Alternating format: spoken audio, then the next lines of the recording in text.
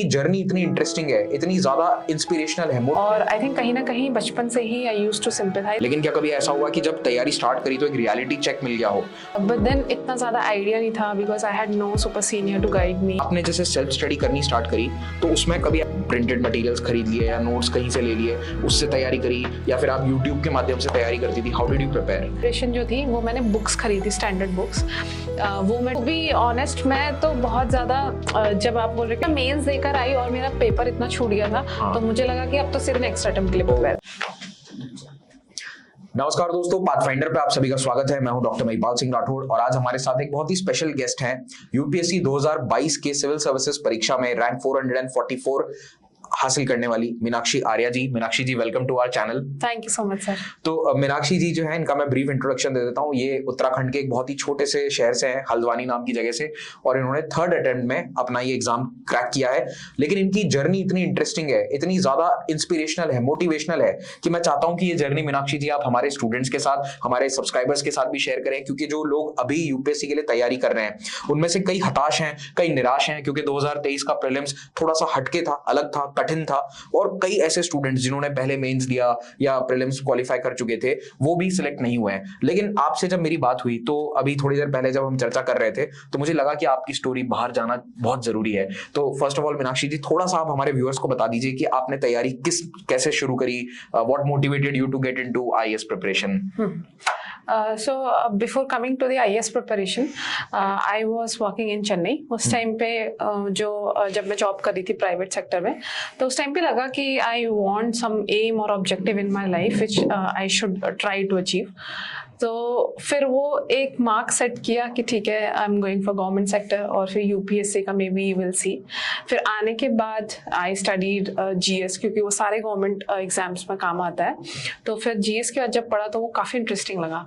और I think कहीं ना कहीं बचपन से ही I used to sympathize with people जो भी गरीब होते थे। ऐसा मन करता था कि कुछ करें, और फिर जब तुम्हें गवर्नमेंट की साइड से ही वो चीज़ करने का मौका मिले तो वो बहुत ज़्यादा अच्छा लगा था। हाँ, तो ये एक ऐसा था कि ऐसा मोटिवेशन। और फिर सेकंड अगर मैं बताऊं तो जब प्रिपेयर कर रही थी उस टाइम पे I used to watch videos of LBSNAA. तो वो जो पीरियड लगता था वो बहुत ज़्यादा अच्छा लगता था, फैसिनेटिंग सा। तो ऐसा लगता था कहीं ना कहीं कॉलेज लाइफ में थोड़ा बहुत फन रह गया है शायद। तो वो भी एक मोटिवेशन की तरह काम किया कि LBSNAA will be another college life और ऐसा मेमोरेबल ईयर रहेगा। तो मतलब जो लबासना के जो वीडियोस आते हैं वो जनरली असली में इंस्पायर करते हैं स्टूडेंट्स को, एंड हमारे सामने बिल्कुल एक प्रत्यक्ष एग्जांपल है। तो देखिए, जो भी टॉपर्स इस वीडियो को देख रहे हैं तो कृपया शेयर करते रहिए, ताकि मीनाक्षी जी जैसे, खैर अब तो ये खुद ही जाकर लबासना में शेयर करेंगी वीडियोस, तो आपसे भी रिक्वेस्ट है कि बताते रहिए क्या चलता है वहां पर, कैसी स्टडीज है। And it's a beautiful place, I was there recently. तो बहुत ही सुंदर जगह है। ऑफ कोर्स बच्चों को मोटिवेट करती है, एस्पिरेंट्स को, जैसे कि आपको मोटिवेट किया, तो वो ड्रीम तो आपका वहां से आता है। तो फिर लबासना का मोटिवेशन, एक देश में गरीब व्यक्ति के लिए कुछ कर गुजरने का जज्बा, ये दो चीजें आपको यूपीएससी प्रिपरेशन की तरफ लाती हैं। लेकिन क्या कभी ऐसा हुआ कि जब तैयारी स्टार्ट करी तो एक रियलिटी चेक मिल गया हो? तो आपने तैयारी कैसे करी? क्या आप कहीं कोचिंग करने के लिए दिल्ली चले गए या फिर घर पे रहकर सेल्फ स्टडी किया? So how did you prepare? So I prepared mostly from my home. मेरा कैसा था कि I first thought of taking coaching's help, या फिर ऐसा लगा कि कोचिंग करनी चाहिए। But then इतना ज़्यादा आइडिया नहीं था because I had no super senior to guide me, और फैमिली में भी कभी किसी ने यूपीएससी की तरफ सोचा भी नहीं था। तो फिर मैंने क्या किया, मैंने ऑप्शनल का कोचिंग लिया था, which again I had to prepare on my own, क्योंकि उतना ज़्यादा हेल्पफुल नहीं रहा वो मेरे लिए।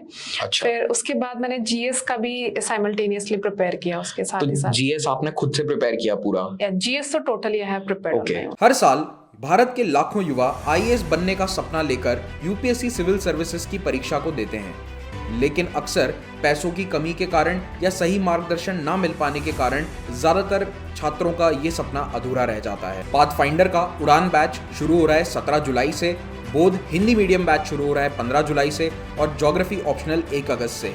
इन बैचेस के लिंक्स नीचे दिए गए डिस्क्रिप्शन और पहले कमेंट में आपको मिल जाएंगे। इन्हें अभी ज्वाइन करें और अपने आईएएस बनने का सपना पूरा करें। तो तो मतलब मैं एक तरह से कह सकता हूँ कि आपने प्रिपरेशन सेल्फ स्टडी से ही करी है एंड ऑप्शनल की आपने क्लासेस ली, but again you are saying कि वो इतनी आपको हेल्पफुल नहीं रही। बाय द वे आपका ऑप्शनल था क्या? My optional was geography. Okay, तो ज्योग्राफी ऑप्शनल आपने प्रिपेयर किया एंड जीएस आपने पूरा अपने आप से प्रिपेयर किया है। तो देखिए दोस्तों, सेल्फ स्टडी से सिलेक्शन पॉसिबल है। मैं बार बार अपने वीडियोस में भी कई बार कहता हूँ कि जो डिसिप्लिन स्टूडेंट है, जिसको पता है कि मुझे क्या पढ़ना है, जिसके पास सही गाइडेंस है, वो डेफिनेटली सेल्फ स्टडी से भी क्रैक कर सकता है। ऐसा जरूरी नहीं है कि आपको कोचिंग लेनी ही है या क्लासेस लेनी है। मीनाक्षी जी इसका एक बहुत ही जीता जागता एग्जाम्पल है। तो आपने जैसे सेल्फ स्टडी करनी स्टार्ट करी तो उसमें कभी ऐसा लगा कि कोई बहुत कठिनाई आई या बहुत चुनौतियां आई? और सेल्फ स्टडी आप कैसे कर रही थी? क्या आपने मतलब जैसे मटेरियल्स, प्रिंटेड मटेरियल्स खरीद लिए या नोट्स कहीं से ले लिए, उससे तैयारी करी, या फिर आप यूट्यूब के माध्यम से तैयारी करती थी? How did you prepare? Starting में जैसे मैंने कहा कि गाइडेंस बहुत ज़्यादा लैक करती थी मेरे केस में, तो वो लिटरली बहुत ज़्यादा कंफ्यूजिंग था कि कहाँ से पढूं, क्या करूं।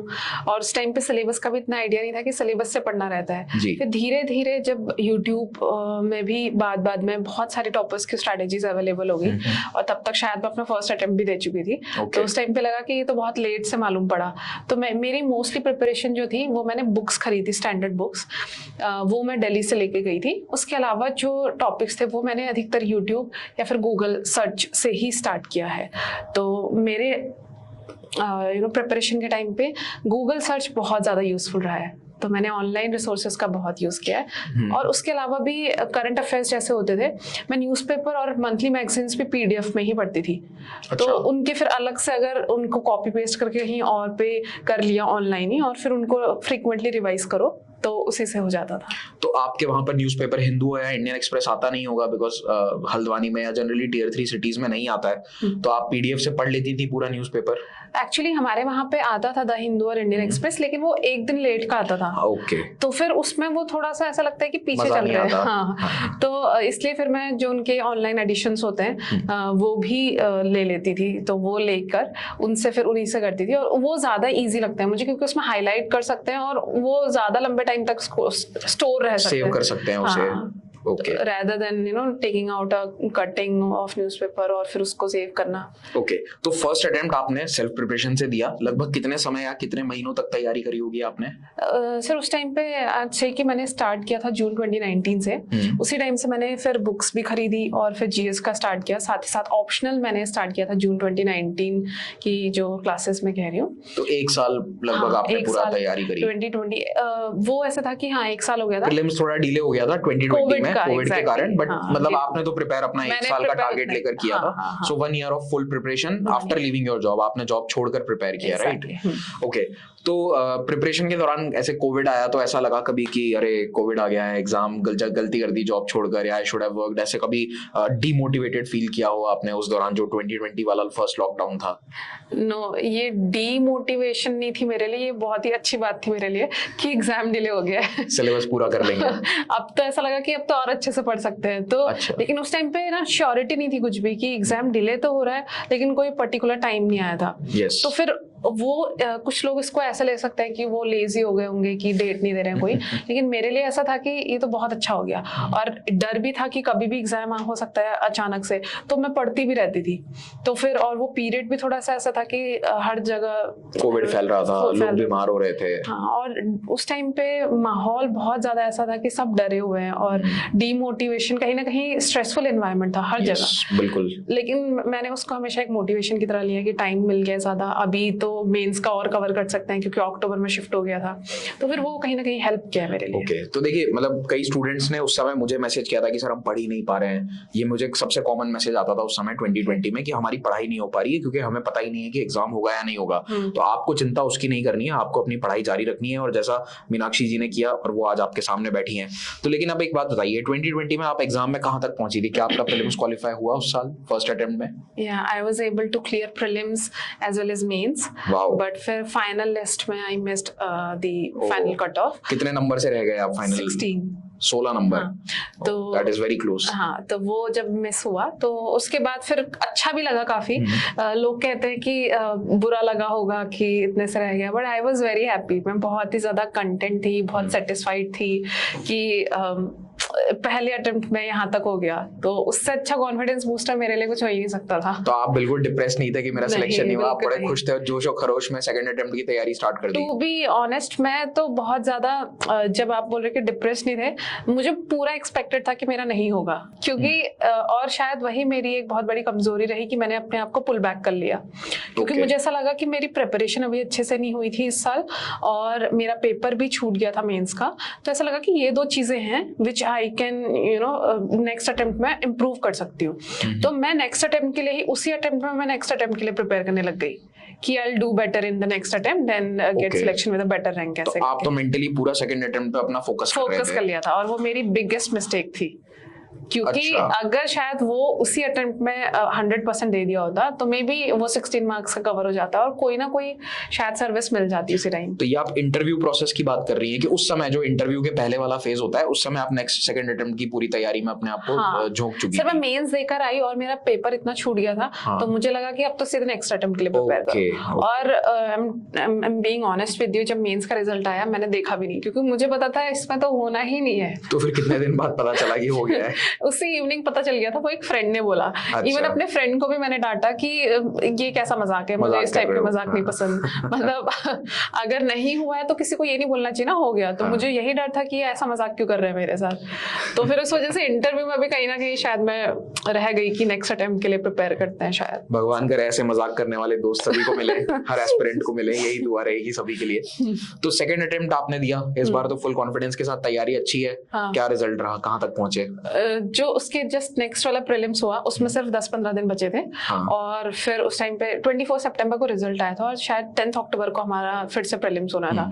तो मैं बिल्कुल भी डीमोटिवेटेड नहीं थी, और उस टाइम पे बहुत ही उससे ज्यादा इफेक्टिव वे में मैंने कभी नहीं पढ़ा होगा। इतनी अच्छी स्पीड बनी, मैं इतने 10-15 करंट अफेयर्स की जो बुकलेट्स होती थी वो ऐसे इतनी जल्दी जल्दी कंप्लीट कर लेती थी, क्योंकि बहुत जोश था उस टाइम पे। लेकिन पता नहीं क्या हुआ रिजल्ट वाले दिन।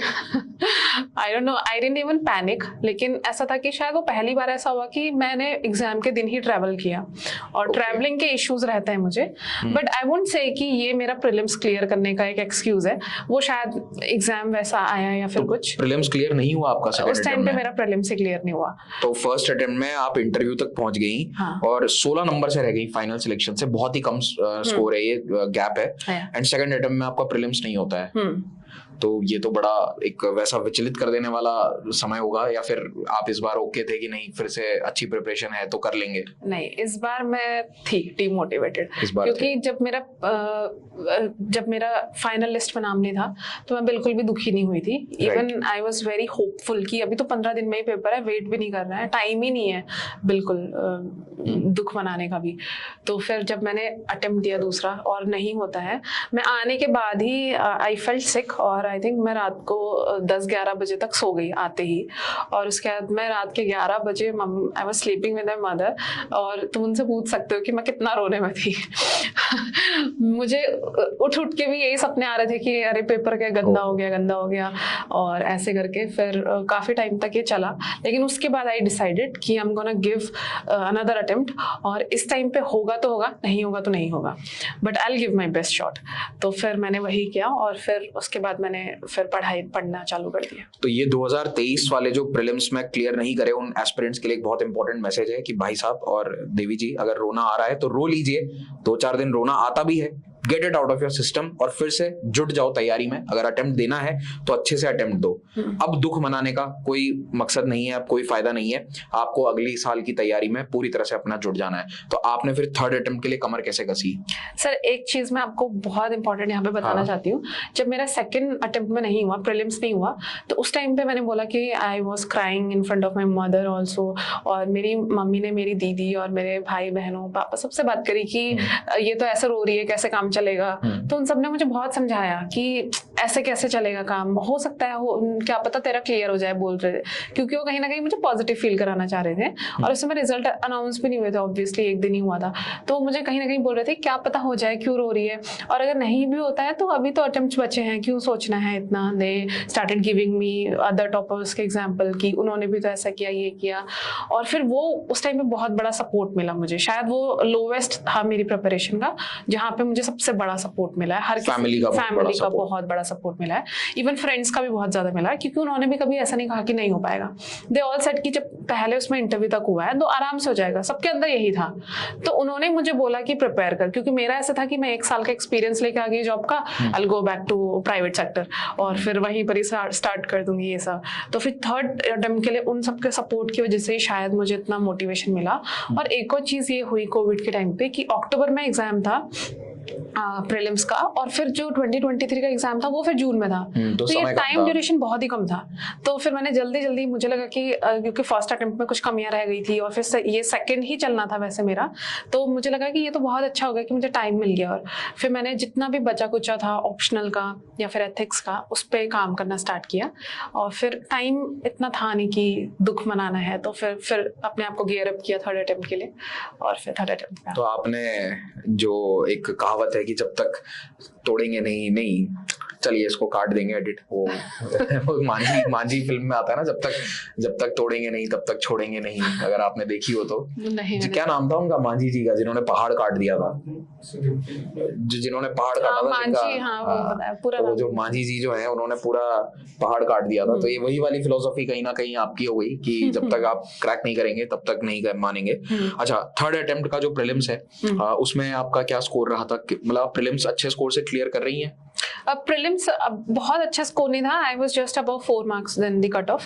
तो मुझे लगा, लेकिन वो ठीक था, क्योंकि इस टाइम पे प्रीलिम्स ऐसा था कि सबके लिए ही बहुत ज्यादा टफ था, एंड 90+ स्कोर करना भी बहुत ज्यादा टफ था। और उसके अलावा फिर सीसेट भी इतना ज्यादा चैलेंजिंग हो गया था। बिल्कुल। तो फिर प्रीलिम्स मेरा उस टाइम पे ऐसा था कि ओके है। कुछ पेपर देने के बाद भी एक चीज जो मैंने सबसे बड़ी चेंज करी वो ये था कि मैं हर दोनों प्रीलिम्स में बहुत ज्यादा पैनिक करी थी। तो इस साल मैंने अपने आप को ऐसा ढाल लिया था कि मैंने आपको बोला ना, मेरी डू एंड डाई वाली सिचुएशन थी कि अगर इस साल हो रहा है तो हो रहा है, वरना फिर मैं यूपीएससी नहीं करने वाले हैं। फिर ऐसा हो गया था। तो ऐसा था कि इस अटेम्प्ट पे अपना सब कुछ दे दो। तो फिर आई ट्राइड माय बेस्ट कि कोई रिग्रेट ना रहे ऐसा, ऑल्दो वो रहे हैं बाद में अभी भी, बट प्रीलिम्स के तक तो मुझे कोई नहीं था, क्योंकि ऐसा था कि मैंने हर तरीके की हर स्ट्रैटेजी सुनने की कोशिश करी। And luckily I joined a group. एक ग्रुप था, उसमें क्या था कि हम ऐसे थे जिन्होंने पास्ट में बहुत सारे प्रीलिम्स क्रैक किए हुए थे। तो ऐसे ग्रुप बनाया हमने, और उन्होंने क्या किया ना, बहुत स्मार्ट वे में वो बताते थे कि उन्होंने क्वेश्चंस कैसे सॉल्व किए।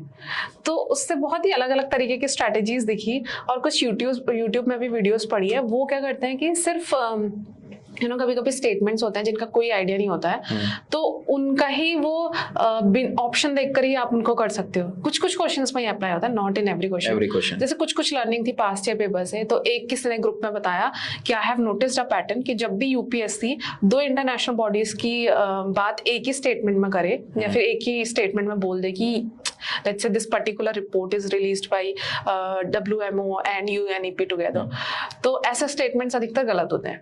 ऐसा उन्होंने लर्निंग बताई। And we checked in the past year papers कि अरे हाँ सही कह रहे हैं, ये ऐसा हुआ है। और फिर रियल पेपर में जब ऐसा किया तो वो सच में ऐसे काम आ रहे थे। तो ऐसे ऐसी ट्रिक्स भी बहुत ज्यादा हेल्प करी उस टाइम पे। ये लिख लेना, कहीं काम ना आ जाए आप सभी के लिए।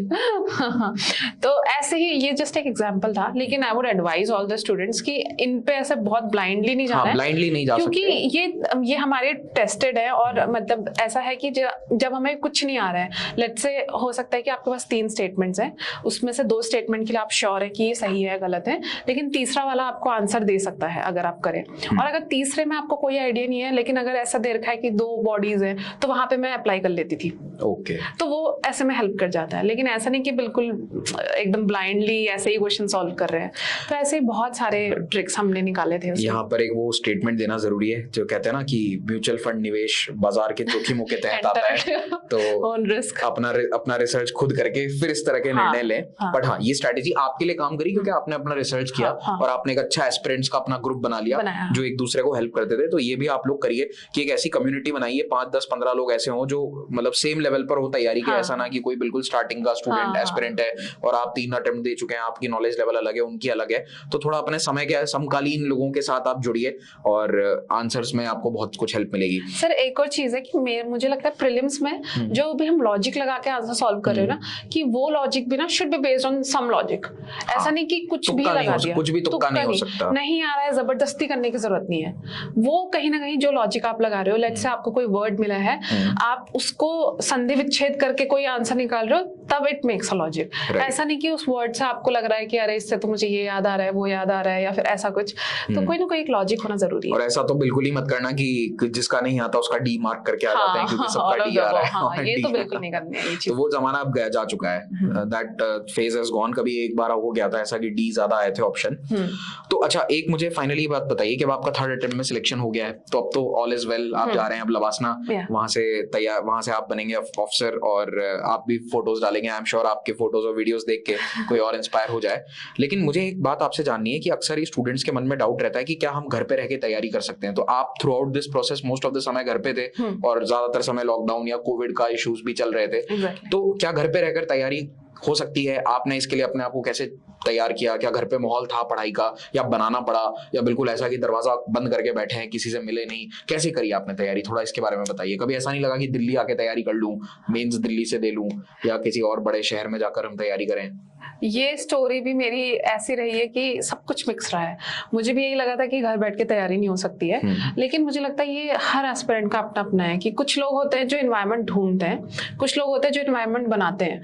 तो अगर आप बैठ रहे हो, अगर आप ऐसा एनवायरनमेंट बना दो कि आपके घर वाले भी कहें यार कि इसको पढ़ाई का माहौल दे दो क्योंकि शी डिजर्व्स इट, या फिर वो इतना ज्यादा दरवाजा खटखटाने से पहले डरे लोग। हाँ, ऐसे ना कि मेरे घर वाले भी ऐसे ही करते थे कि मैं अगर बोल दूं कि अभी मत आओ तो they will not enter in my room.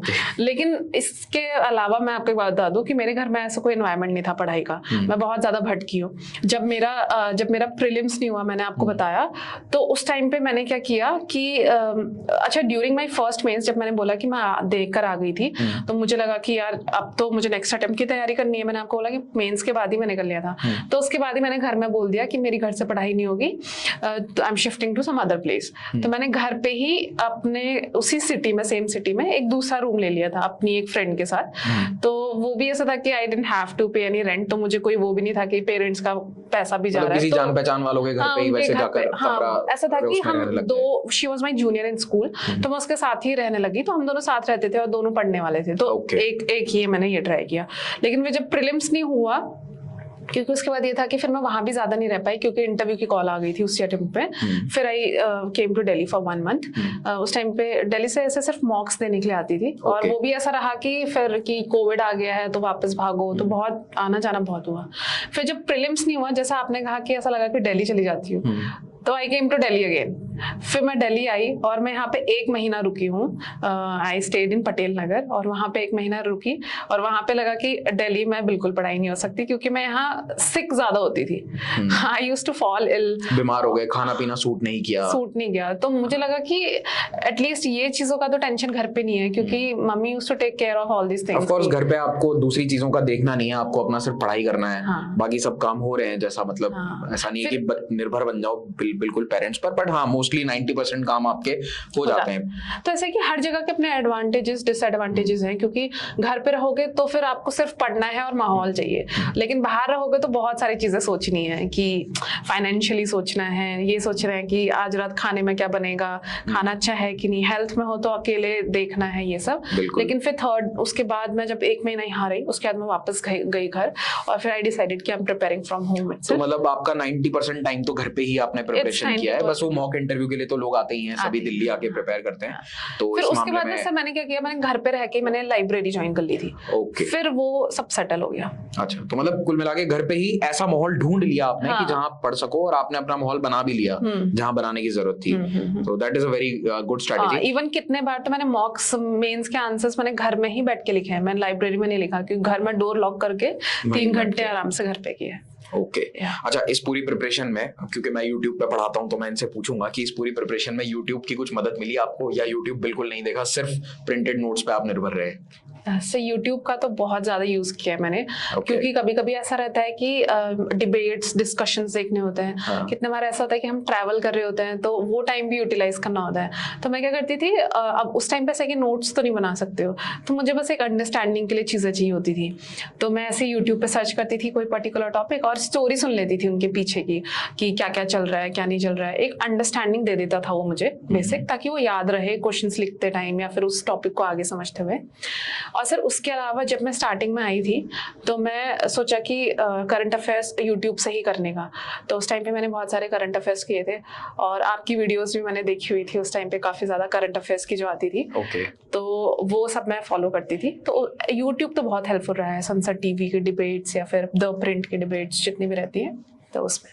चलिए, तो बहुत अच्छा। आई थिंक आपके स्टोरी से, आपकी जर्नी से बहुत लोग इंस्पायर होंगे। लाखों एस्पिरेंट्स हैं जो इस एग्जाम को देते हैं, जो दिल्ली या अन्य महानगरों में नहीं आ सकते, वो घर पे रह के भी तैयारी कर सकते हैं। ये संदेश आप तक पहुंचना बहुत जरूरी है और मीनाक्षी जी इसका आपके सामने एग्जाम्पल है। मीनाक्षी जी, आपकी सफलता के लिए आपको एक बार बहुत बहुत बधाई हो। रैंक 444 के साथ आपने 3rd अटेम्प्ट में क्रैक किया अपना एग्जाम और अब आप जाएंगी लबासना, तो आपको बहुत बहुत शुभकामनाएं। एक अच्छे करियर के लिए देश में आप नाम रोशन करेंगे अपना, अपने घर का, अपने होम स्टेट का और पूरे देश का। इसी शुभकामनाओं के साथ इस हमारे शूट को हम समाप्त करते हैं। Thank you so much everyone for joining in. धन्यवाद।